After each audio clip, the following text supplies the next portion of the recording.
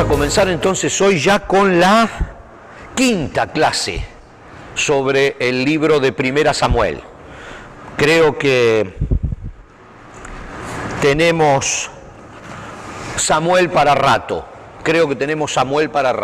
Vamos a ubicarnos un poquito mejor acá, perfecto. Creo que tenemos Samuel para rato porque ya lo hablamos varias veces, es un libro muy interesante porque Samuel es clave, es un lugar donde converge mucho de los aspectos de la historia de Israel y mucho de lo que tiene que ver con nosotros, incluso en el Nuevo Testamento. Entonces, trabajar a fondo el libro de Primera y Segunda de Samuel, así como Primera de Reyes y Segunda de Reyes, Crónicas, todos estos libros que hablan acerca de la historia de Israel, nos va a dar mucha base para todo lo que viene después. Claro, todo es muy interesante, ¿no? Todo es interesante, pero hay algunos libros que les tenemos que dar obligatoriamente un poquito más de tiempo que a otros. Así que vamos a seguir insistiendo con el libro de Primera de Samuel. Habíamos quedado, la clase pasada, habíamos hablado un poquitito acerca de los filisteos, ¿recuerdan? Habíamos visto, y esto es solo para ponernos, calentar motores, habíamos visto que en Génesis 10 leíamos que los filisteos eran descendientes de Cam, de uno de los hijos de Cam que se llamaba Mizraim. Por supuesto, Cam es uno de los hijos de Noé, y ahí en Génesis 10 vemos toda la historia y leemos que Mizraim fue antepasado de los ludeos, los anameos, los leavitas, los naftuitas, los patruseos, los casluitas y los caftoritas, de los cuales descendieron los filisteos. Entonces, allí vamos ubicándonos con todos los pueblos y todos los reinos que hay en la tierra de Canaán, donde ahora está viviendo el pueblo de Israel. Entonces, siempre para tratar de ubicarnos, ya por supuesto pasó todo el cautiverio en Egipto, pasaron los 40 años en el desierto, Josué entra con el pueblo a la tierra de Canaán, divide las tierras, José se muere, las familias se desparraman por todo Canaán, empiezan a tener problemas, el Señor levanta líderes, caudillos, que son los jueces, pero los jueces están uno en el norte, uno en el sur, uno en el centro, algunos actuando a la vez, no hay una unión del pueblo de Israel porque están todos desparramados. Los pueblos que están o que estaban antes de que llegaran los israelitas en Canaán se resisten, de hecho se resisten hasta el día de hoy, y entonces comienzan las fricciones. Uno de los pueblos más fuertes que se resisten, que están contra la costa en la parte sur de la tierra de Canaán, son los filisteos. Los filisteos también son familiares de alguna manera de los israelitas y salieron todos de Noé. Entonces, para seguir ubicándonos, vemos que toda esta es la tierra de Canaán y tenemos que Filistea ocupa una franja contra el mar Mediterráneo a lo que sería el este de la tierra de Canaán, de la tierra prometida. Por aquí tenemos Jericó, tenemos Gilgal, por aquí aproximadamente cruzó el pueblo de Israel cuando entraron a la tierra prometida, destruyeron Jericó, tomaron Jericó y comenzaron a avanzar de esta manera hasta el mar Mediterráneo. No lograron conquistar, Josué no logró conquistar totalmente estos reinos y entonces estos eran uno de los más fuertes que peleaban contra los israelitas. Tenemos que los filisteos capturan el arca en una batalla, la famosa arca de la alianza, el arca del pacto. Este es el punto que venimos, hasta ahí hemos llegado durante 2 clases, lo dejamos y volvemos para atrás para hablar de quién eran los filisteos y hablar un poquito de la historia. Pero ahora vamos a enfocarnos un poco en el concepto del arca. Resulta que vamos a leer en Primera de Samuel 4, 1 al 22, lo que venimos diciendo. Dice, en aquel tiempo Israel estaba en guerra con los filisteos. El ejército israelita acampaba cerca de Ebenezer. Ahora vamos a ver aproximadamente dónde queda o dónde quedaba Ebenezer. Dice, y los filisteos estaban en Afec. Ahora vamos a ver más o menos dónde queda Afec. Los filisteos atacaron al ejército de Israel y lo derrotaron, matando a 4.000 hombres. Es la batalla de Ebenezer. Ebenezer es, hasta aquí el Señor nos ha ayudado, pero eso es después, evidentemente no era en esta batalla, ¿no? En esta batalla, allí, en ese lugar, en ese campo, el ejército de Israel pierde contra los filisteos. Terminada la batalla, las tropas se retiraron a su campamento. Y los ancianos de Israel se preguntaban, ¿por qué permitió el Señor que los filisteos nos derrotaran? Después dijeron, traigamos de Silo el arca del pacto del Señor y la llevamos con nosotros a la batalla. Nos salvará de nuestros enemigos. Ustedes recuerdan que el arca era llevada desde que Dios ordenó prácticamente a Moisés que la construyera y que construyera el tabernáculo para guardar el arca en el lugar santísimo, era quitada del lugar santísimo, aunque una vez al año solo podía entrar el sacerdote para ofrecer sacrificios en el lugar santísimo donde estaba el arca. Sin embargo, la quitaban del lugar santísimo y la llevaban a la batalla porque los soldados de alguna manera se animaban viendo el arca allí, porque eso les recordaba que la presencia de Dios estaba con ellos. Y así en varias batallas llevaron el arca, pero ahora hacía mucho tiempo que el arca estaba en Silo, donde se había construido un tabernáculo que ya no se movía, porque el tabernáculo era totalmente desmantelable, porque lo iban llevando, a medida que avanzaban los 40 años por el desierto, lo iban llevando por todos lados. La nube se movía, desarmaban el tabernáculo, seguían la nube, plantaban el tabernáculo, atrás venían las tribus y se acomodaban alrededor del tabernáculo. Esa era la historia de los movimientos del pueblo de Israel 40 años por el desierto. Pero ahora ya estaban en la tierra prometida. Ahora ya no había más maná, ahora ya no había más pájaros que caían del cielo para alimentarlos, ahora tenían que cultivar las tierras, construyeron el tabernáculo en la ciudad de Silo, pusieron allí el arca definitivamente. Pero cuando existe este problema, los ancianos recuerdan lo que antes se hacía. Se hacía que agarraban el arca y la llevaban. Entonces, así que enviaron los ancianos hombres a Silo para que trajeran el arca del pacto del Señor de los ejércitos celestiales, quien está entronizado entre los querubines. Los hijos de Elí, Ofni y Fines también estaban allí con el arca del pacto. Los hijos de Elí, recuerdan, Elí era el sumo sacerdote cuando Samuel es entregado al templo teniendo 2 o 3 años. Y Elí, Ofni y Fines eran los hijos que no estaban haciendo las cosas correctamente, que estaban realmente en pecado, ¿no? También estaban allí con el arca del pacto. Cuando los israelitas vieron que el arca del pacto del Señor llegaba al campamento, su grito de alegría fue tan fuerte que hizo temblar la tierra. Definitivamente, el arca sirvió para lo que los ancianos querían que sirviera, para darle ánimo al ejército. Continúa la historia en 1 Samuel capítulo 4. ¿Qué estará pasando?, se preguntaban los filisteos. Ustedes recuerdan que estaban los campamentos a muy poca distancia y había ciertos códigos que no se atacaban, etcétera, y entonces preparaban la batalla y en la mitad salían, peleaban y después volvían a sus campamentos.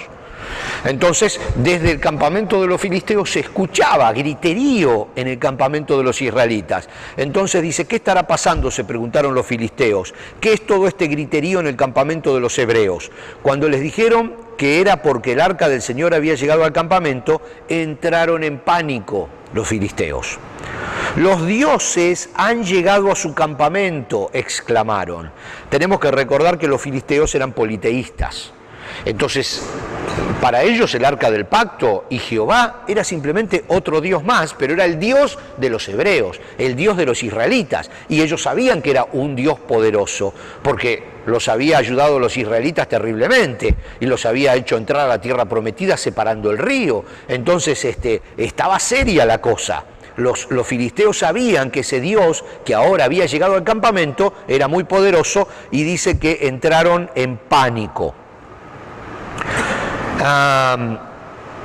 Los dioses han llegado a su campamento, exclamaron. Esto es un desastre. Nunca antes nos hemos enfrentado a algo así. ¡Socorro!, dice la Biblia, ¿no? ¿Quién podrá librarnos de los dioses poderosos de Israel? Son los mismos dioses que destruyeron a los egipcios con plagas cuando Israel estaba en el desierto. Filisteos, peleen como nunca antes. Si no lo hacen, seremos esclavos de los hebreos, así como ellos han sido esclavos nuestros. Peleen como hombres. O sea que el hecho de que el arca haya llegado al campamento de Israel motivó a los israelitas, pero por reacción opuesta también motivó a los filisteos, porque dijeron ahora, muchachos, esta es o es ahora o vamos a quedar esclavos de los hebreos, así que tenemos que defendernos, pero a capa y espada.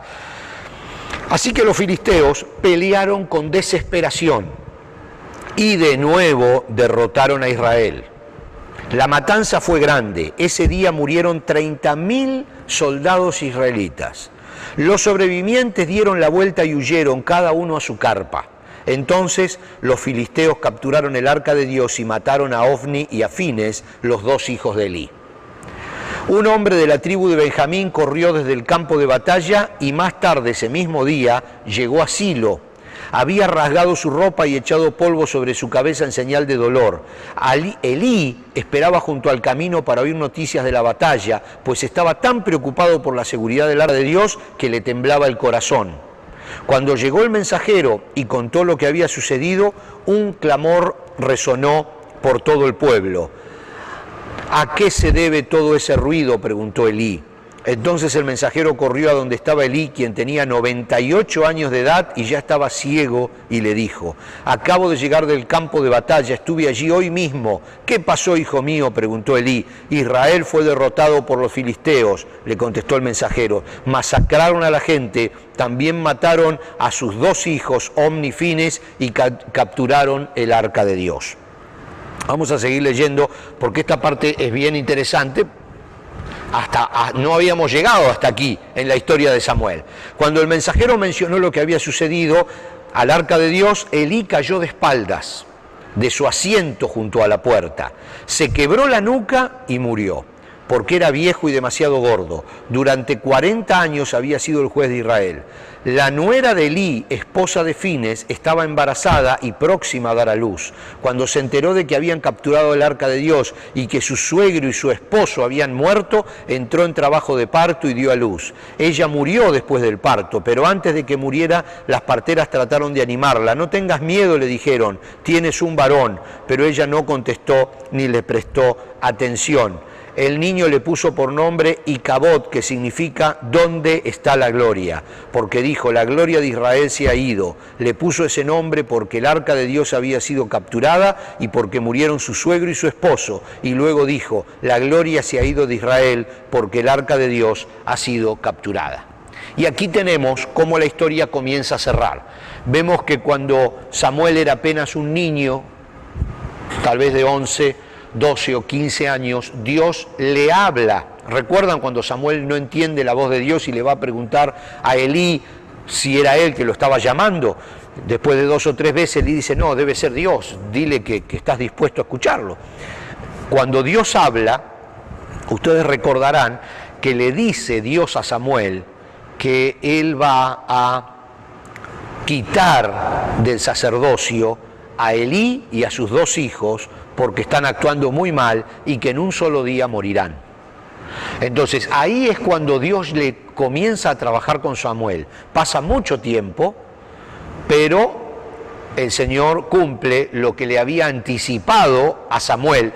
Antes le había hablado a Elí y le había dicho que tenía que cambiar y que tenía que hacer cambiar a sus hijos porque si no iba a morir o él los iba a cortar del sacerdocio. Pero Elí no pudo con sus hijos y siguió dejando correr la situación, incluso siendo cómplice, porque en algún momento Dios le dice a través de un profeta al sacerdote Elí que él mismo se había engordado con lo que los hijos robaban de los sacrificios. O sea que no solamente lo permitía, sino que además se beneficiaba con la comida que los hijos robaban del templo, comida que tenía que ser sacrificada. O sea, una situación muy compleja que ya llevaba años siendo muy compleja, porque de hecho Elí hacía 40 años que era el sumo sacerdote.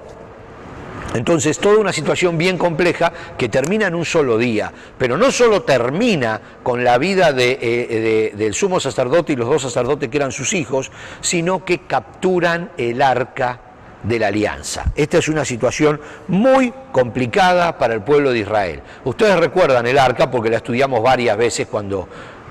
En varios libros, ¿no? Cuando hablamos de Números, cuando hablamos de Deuteronomio, cuando estudiamos Éxodo, el arca era básicamente un cajón con manijas que contenía las tablas de la ley,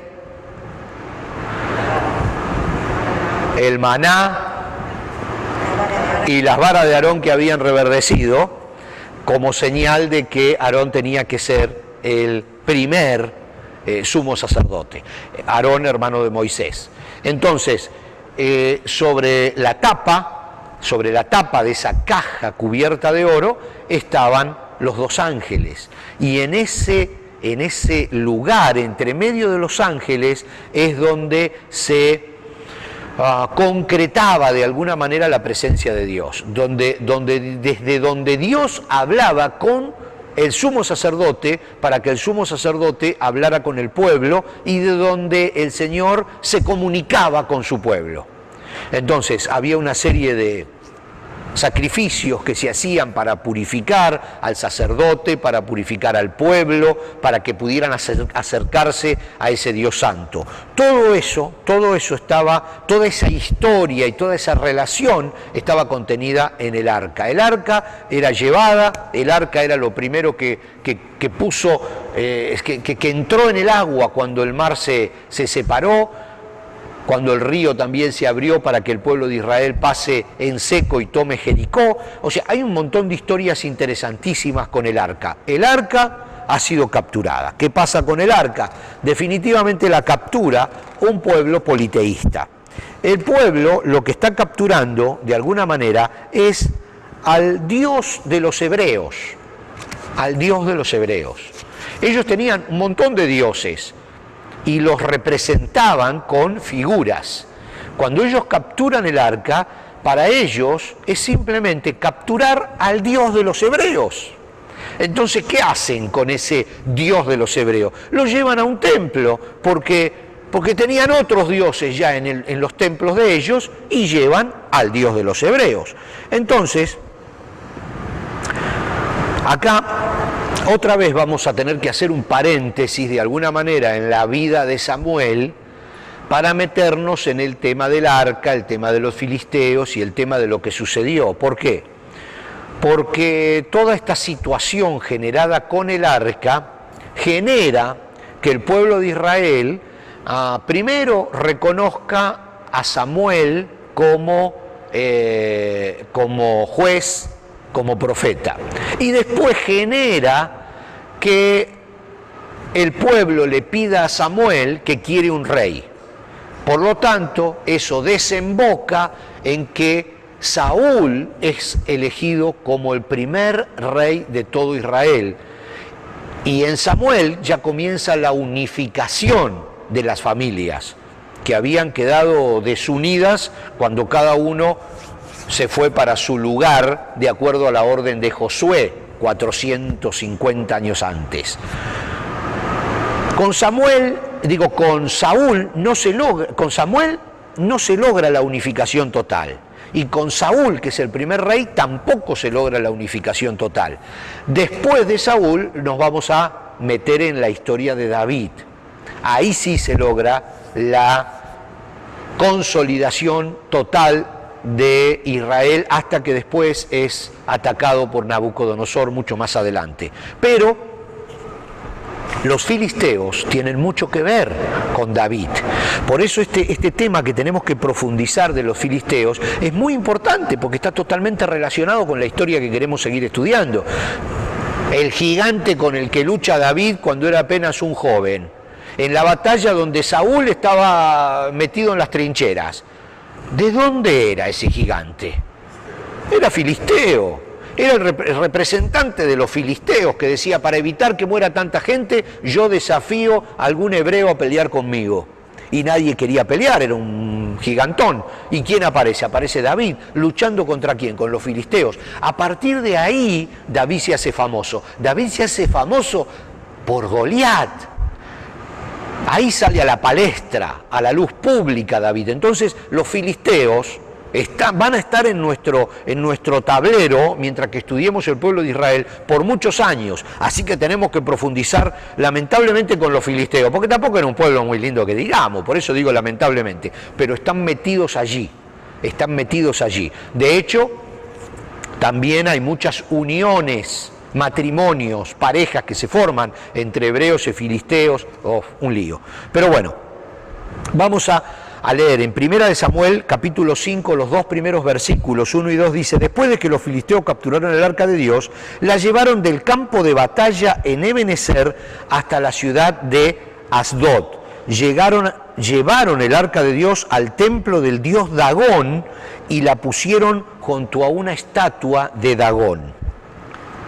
Ahora, vamos a ver qué lugar es este Ebenezer. No vamos a poder desarrollar todo, ya les digo, esto da para muchas clases, espero que les esté interesando, da para muchas clases, pero ahora vamos a ver un poquitito cuál es este lugar Ebenezer. Josué, tenemos que retroceder ahora en la historia un poquito y nos volvemos a Josué, volvemos otra vez 400 años para atrás. Josué capítulo 12 dice: la siguiente es una lista de los reyes que Josué y los ejércitos israelitas derrotaron al occidente del Jordán, desde Baal-Gad en el valle del Líbano hasta el monte Alac que sube hacia Seir. Josué les dio esa tierra como posesión a las tribus de Israel, la cual abarcaba la zona montañosa, las colinas occidentales, el valle del Jordán, la ladera de la montaña, el desierto de Judá y el Neguel. Los pueblos que vivían en esa región eran los hititas, los amorreos, los cananeos, los fereceos, los heveos, los jebuseos. Estos son los reyes que Israel derrotó: el rey de Jericó, el rey de Ai, el rey de Betel, el rey de Jerusalén, el rey de Afec. Afec era un pueblo, cuando nosotros leímos recién dónde estaban los dos ejércitos, leímos que el ejército de Israel estaba en Ebenezer y los filisteos estaban en Afec. La ciudad de Afec es una de las ciudades que Josué llegó a conquistar, pero la gente que estaba en Afec nunca fue totalmente, digamos, conquistada, sino que ellos siguieron manteniéndose firmes allí y, como habíamos estudiado antes, hacían guerra de guerrillas y el ejército filisteo finalmente hizo su campamento en esa ciudad de Afec. Vamos a ver un poquitito lo que sucede con el arca. Hay algunas pruebas arqueológicas que ubican a ese campamento de Ebenezer muy cerquita de Afec, porque estaban los dos campamentos y los filisteos escucharon los gritos de los israelitas que estaban en su campamento en Ebenezer, estando ellos en Afec. O sea que evidentemente estábamos muy cerca. Tal vez no tan cerca como para que literalmente se escucharan, pero sí muy cerca. Entonces, según estudiosos de los lugares bíblicos, aquí se encontraba Afec y aproximadamente Ebenezer. En esta zona donde está este punto rojo, allí se encontraba donde lucharon los dos ejércitos, el ejército de los filisteos y el ejército de los israelitas. Esto que está aquí es la ciudad de Silo, la ciudad de Silo. El arca del pacto la llevaron desde Silo, fíjense, este es el Mar Muerto, el río Jordán, todo esto es la tierra de Canaán, esta es la zona donde estaban los filisteos que vimos en el otro mapa, la zona contra el mar Mediterráneo, para que tengan una idea, a ver, aquí está Jerusalén, por aquí aproximadamente, si encuentro el lugar, pero por aquí más o menos, acá Jericó, aquí está Jericó, por aquí entró el pueblo de Israel y por aquí comenzó a conquistar la tierra de Canaán. Aquí está Silo, donde estaba el tabernáculo y el arca, aquí la fueron a buscar, la llevaron hasta Afec, y hasta Ebenezer, donde estaba el campo de batalla. Allí fue donde los filisteos capturaron el arca y destrozaron al ejército israelita y la llevaron hasta Asdod, que es una ciudad que está en medio del territorio de los filisteos, contra o bastante cerca del mar, la ciudad de Asdod. O sea que el arca hizo ese recorrido. El dios Dagón, la pusieron en el templo del dios Dagón, y esto es bien interesante. El dios Dagón significa pez, y estaba representado por una especie de sirena, pero con barba, ¿no? Normalmente las sirenas son mujeres, qué sé yo, pero bueno, esto era una sirena extraña, porque tenía todo el cuerpo de un pez y la parte de arriba de un hombre. Ese era el dios Dagón. Y ellos tenían, creo que, después lo vamos a ver, creo que eran 3 templos del dios Dagón. En 3 ciudades distintas tenían templos importantes a ese dios Dagón, que era un dios principal. Hay una historia allí en la mitología que no podemos entrar porque no vale la pena, pero bueno, hay que tener en cuenta que era el dios pez. Los filisteos tenían mucho que ver con el mar, siempre tuvieron mucho que ver con el mar. Vamos a tener que dejarlo aquí, por la hora, vamos a tener que dejar aquí, pero ahora viene una historia que es bien interesante y se las anticipo así, después la leemos. Cuando llevaron el arca al templo del dios Dagón, el dios Dagón estaba paradito ahí, ya lo vamos a ver, creo que hay una foto por aquí. Déjenme que se la muestre como un anticipo. ¿Ven? Eso es el dios Dagón. Entonces resulta que ponen el arca ahí, a la mañana siguiente van a ver al dios Dagón y el dios Dagón está caído en el piso adelante del arca. Entonces primero lo paran de nuevo al dios Dagón y se van. Vuelven al otro día al templo y no solo que está caído, sino que la Biblia dice que su tronco, o sea, la parte de abajo de la sirena hombre, estaba roto, y sus brazos, etc. Entonces ahí dicen, un momentito, acá nos hemos metido en problema, porque trajimos al Dios de los hebreos, lo metimos adentro del templo de Dagón, y el Dios de los hebreos es muy poderoso. Dice, miren lo que está pasando. Entonces ahí empiezan a ver cómo hacen para sacarse al Dios de los hebreos, porque acuérdense que ellos eran politeístas y simplemente el arca era otro Dios más para ellos.